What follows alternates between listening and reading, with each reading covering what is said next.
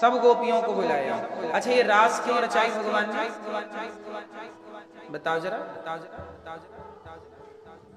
रास क्यों रचाई भगवान ने? क्या था ये रास?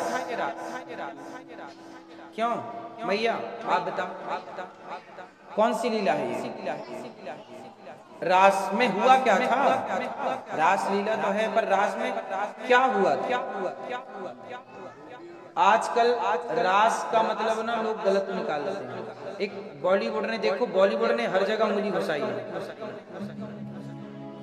बॉलीवुड ने एक सेंटेंस कह दिया, तुम करो तो रास लीला, हम करें तो कैरेक्टर ढीला। तुम करो तो, हम करें तो। अब बताओ, देखो आप लोगों को हंसी आई ना? आप किस पर हंसे? तुम करो तो रास लीला, हम करें तो कैरेक्टर। आप किस पर हंसे? आप भगवान कृष्ण के चरित्र पर हंसे। किस पर हंसे? नहीं, आप हंसे भगवान कृष्ण के कैरेक्टर पर, चरित्र पर। आप हंस गए, आपको पता ही नहीं चला। किस पर? आप तुम करो तो रास लीला, रास लीला और कैरेक्टर ढीला, मतलब रास लीला को कैरेक्टर ढीला से जोड़ा बॉलीवुड ने। आप इतना सा सेंटेंस नहीं, यही तो बता रहे हैं कि बॉलीवुड और कुछ न्यूज इतनी चतुराई से बात करते हैं कि आप समझ ही नहीं पा। सोचिए, आज तक आप नहीं समझ पाए सेंटेंस का मतलब। तुम करो तो रासलीला, रासलीला में क्या हुआ था? कृष्ण और गोपियों का, भक्त और भगवान का मिलन था, लेकिन उस मिलन को बॉलीवुड ने क्या बोला? कैरेक्टर ढीला। तो क्या श्री कृष्ण ने जो रास रचाई, उस रास में कोई कैरेक्टर ढीला जैसी लीला थी क्या? तो फिर बताओ, तुम करो तो रासलीला, तो रासलीला को कैरेक्टर ढीला से जोड़े जाने का मतलब क्या हुआ? आप ही बताइए, रासलीला को कैरेक्टर ढीला से जोड़ने का अर्थ क्या है? हैं? क्या है मतलब? आप तो पढ़े लिखे हैं, बताइए क्या मतलब निकला इसका? कि कृष्ण जो रासलीला रचाए उसमें क्या हुआ? कैरेक्टर की बात आ गई ना। तो क्या श्री कृष्ण का कैरेक्टर ढीला था? लेकिन आप लोग तो हंसते हैं ये बात कह के। कितनी चतुराई से बॉलीवुड ने ये सेंटेंस घुसा दिया और आप सब बोलने लगे। आप लोग आपसी बातों में भी बोलते हैं, तुम करो तो रासलीला, हम करो तो कैरेक्टर ढीला, और लोग हंसते हैं इस बात को कह के, जबकि ये भगवान कृष्ण का मजाक उड़ाने के लिए बॉलीवुड ने बोला था। ये सनातन धर्म में हमारे सर्वोच्च जो भगवान श्री कृष्ण है, उनका मजाक उड़ाने के लिए बॉलीवुड का बोला गया ये गलत विचार था। लेकिन आप चूंकि समझते नहीं ना,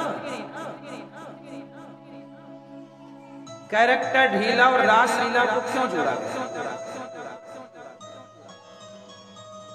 षड्यंत्र इसी को कहते हैं। आज बोलते बोलते आपको 10 साल हो गए इस बात को, 20 साल, लेकिन आप आज तक नहीं समझ पाए।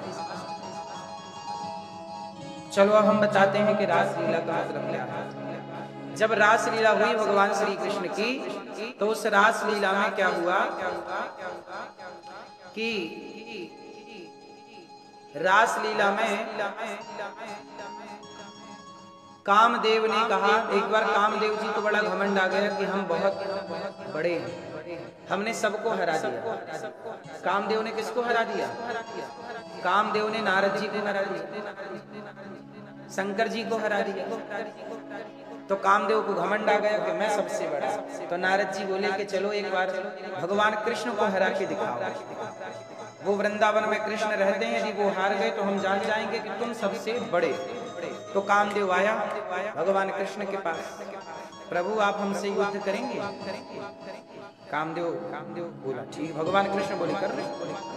कहाँ युद्ध? मैदान का करोगे, किले का करोगे? किले मतलब छिपके के, खुलेआम? कामदेव बोला जैसी आपकी इच्छा। भगवान बोले हम खुलेआम करेंगे, कर लो। तब भगवान श्री कृष्ण ने गोपियों को बुलाया, सखियों आओ आओ आओ, स्वागतम वो महाभाग, आओ। सारी सखियों को बुलाया और भगवान श्री कृष्ण गोपियों के संग नृत्य करने लगे, उनके संग रास रचाने लगे, उनसे मिलने लगे। वो कामदेव से कहा कि तू पूरा जोर लगा, यदि तू मुझे विचलित कर पाए तो मैं जान लूंगा कि तू जीत गए और मैं हार गया। अब कामदेव ने, जिस कामदेव ने भगवान शिव को विचलित कर दिया, जिस कामदेव ने भगवान शिव को विचलित कर दिया, नारद जी को विचलित कर दिया, उस कामदेव ने पूरी ताकत लगा ली रास में, पर भगवान कृष्ण को विचलित ना कर पाया। तब स्वयं विचलित होकर भगवान के चरणों में गिर पड़ा और भगवान को नाम दिया कि हे प्रभु आप अच्युत हैं। आप कौन हैं? इसलिए कृष्ण का एक नाम पड़ा अच्युत, अच्युतम केशवम। आप लोग गाते हैं वो अच्युत नाम कामदेव ने दिया। क्यों दिया? क्योंकि हार गया। तब भगवान के चरणों में बोला कि प्रभु मैं आपका दास हूं, मुझे क्षमा कर दीजिए। तब भगवान ने उसे कामदेव को पुत्र के रूप में स्वीकार किया कि जब मैं विवाह करूंगा तो मेरी पत्नी से तुम पुत्र रूप में पैदा होना। इसलिए जब भगवान कृष्ण और रुक्मिणी जी का विवाह हुआ तो पहला जो पुत्र हुआ वो कामदेव ही थे। वो प्रद्युम्न जी कौन थे? कामदेव। तो कामदेव का विवाह रति जी के साथ हुआ, मतलब प्रद्युम्न जी का विवाह रति से हुआ। तो कामदेव को समाप्त करने की, काम पर विजय प्राप्त करने की लीला का नाम रास है, ना कि कैरेक्टर ढीला है।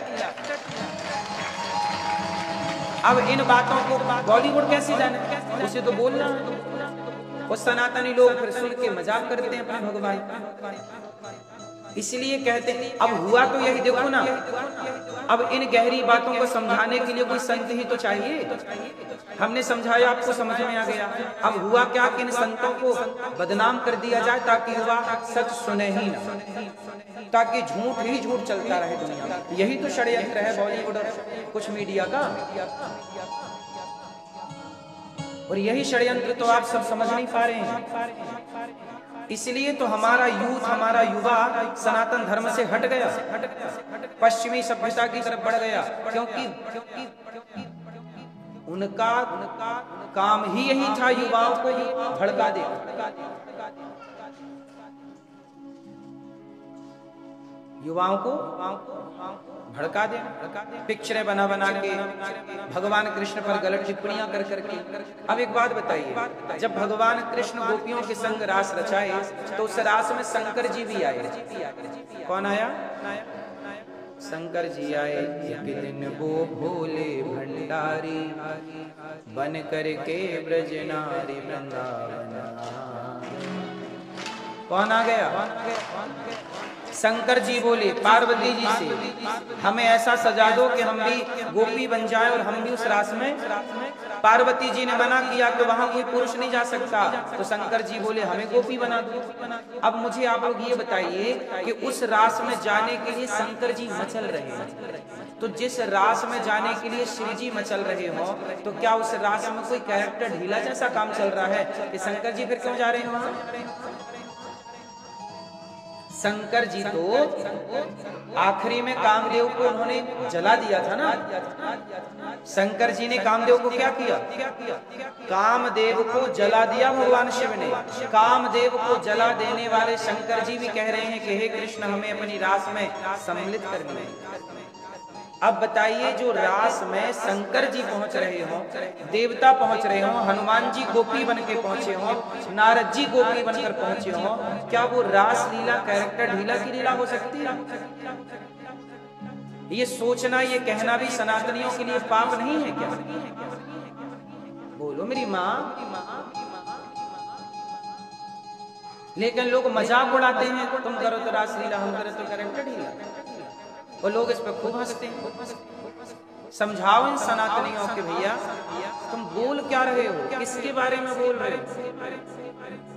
तुम अपने भगवान कृष्ण पर उंगलियां खड़ी कर रहे हो।